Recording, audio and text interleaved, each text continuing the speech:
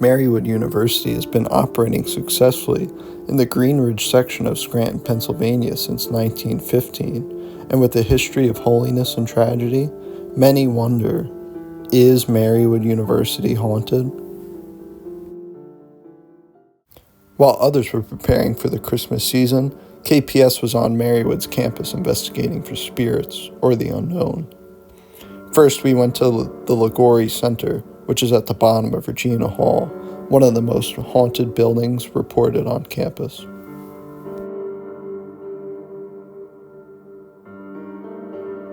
The Liguori Center is a beautiful set of rooms that is known to host many high-end events at Marywood.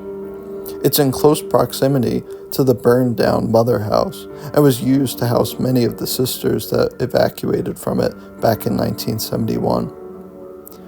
It's an amazing building that hosts many of the old artifacts of campus and many antiques and historical objects from the area.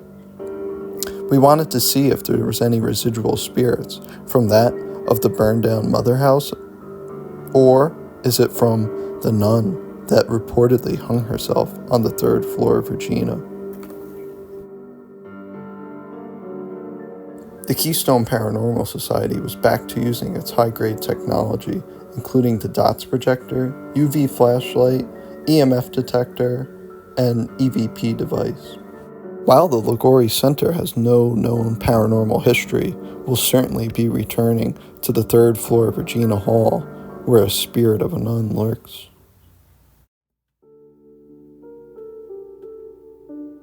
Before advancing to our next location, KPS stopped at the famous Marywood Rotunda. This was finished in 1923 and is the 3rd largest rotunda in the East Coast. At the time of investigation, the campus was getting ready for the annual Christmas tree lighting, so while we were feeling creeped out by the many spirits that could be lurking, we were reminded of a festive time of the birth of Jesus Christ. The traditional depictions of Marywood's presence may leave some feeling uneasy after the last series of popular nun movies within the Conjuring universe, but Steve saw something even more scary, the cashier's office. As we headed toward the cemetery of Sisters of the IHM, we passed Marywood Hall, previously known as the Carriage House, which is one of the most haunted buildings on campus, yet no one knows the stories of the spirits that lurk within it.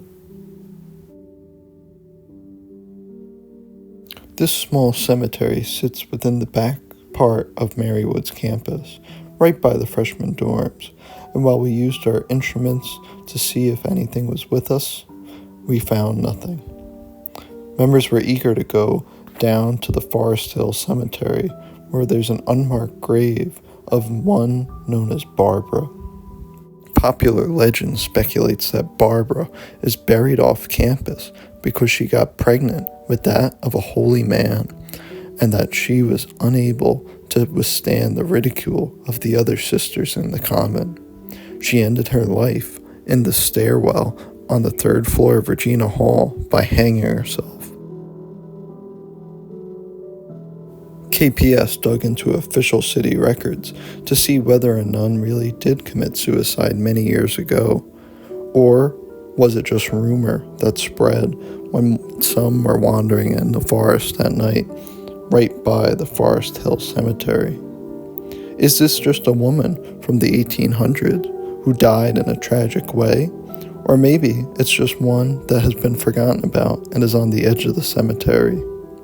Still, people pay attention and leave flowers and a cross there for Barbara, whether she is a sister or not.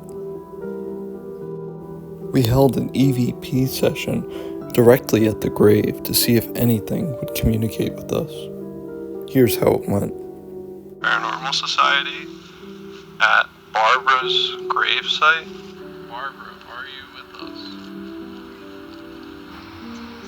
Yeah, but what is the deal with that? See that? Yeah, I saw that. A bunch of hunk of smoke. Although nothing definitive was captured, we did see smoke around our feet. Was it just the cold air meeting our breath, or was it something more? Logren Hall houses the freshmen each year at Marywood, but a dark secret that is unknown to many is that there is an unused morgue sitting below their feet. The area is currently used as dorm overflow for furniture, but we found that much of it was unkept, and we were worried that what we were seeing would translate into the morgue, and would we find an old body of a nun or something even worse? As we proceeded with caution in the basement, we became extremely uneasy, and paranormal expert Steve Skierski felt that we should not be there. Was the spirit trying to warn him? Was there something that we weren't supposed to find? As we made our way further into the dark room, we were very scared and skeptical of what we would find. Exposed ceiling, pipes. We used our equipment right away, eager to leave. Our team was hungry, and we wanted to find answers.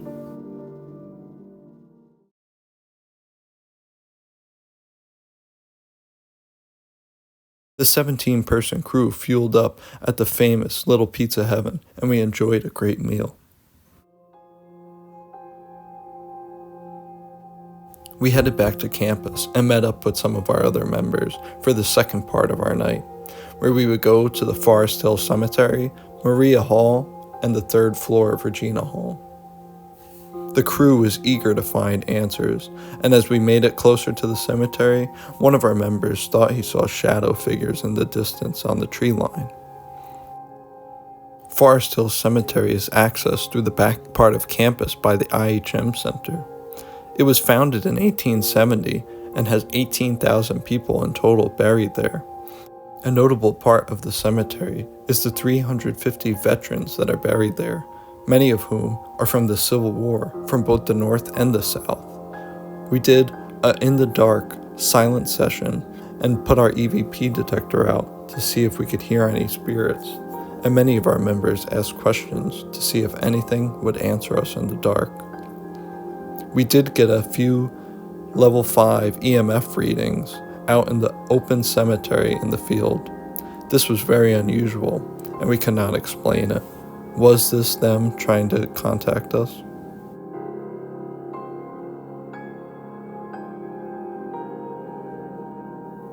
We then went to Maria Hall, one of the most haunted buildings on campus that no one knows about.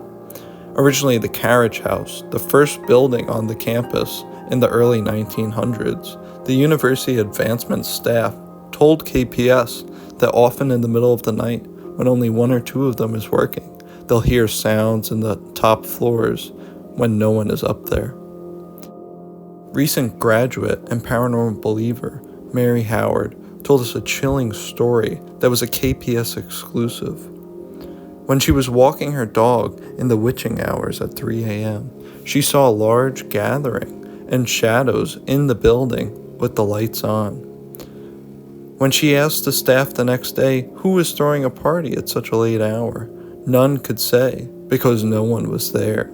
They asked maintenance, and everyone said that nobody was in the building at such a late hour. Was this the spirit of a caretaker of the horses, or was it a party of spiritual nuns back in the day?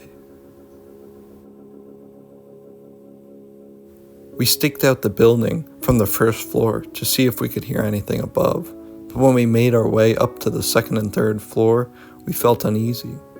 KPS member Jake used the EMF detector and saw multiple spikes to a level 3. This was unexplainable as well, but we did feel like something was up there with us.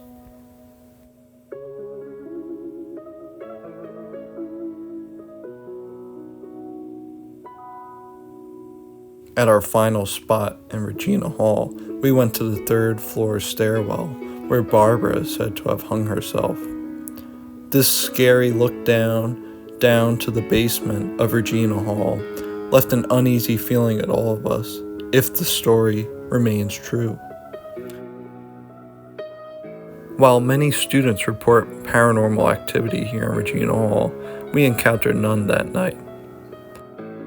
The crew was thrilled with such a fabulous night of investigations, and we plan to return again to Marywood University to stake out the Performing Arts Center, Regina Hall, and Maria Hall, and, of course, the Morgue once again.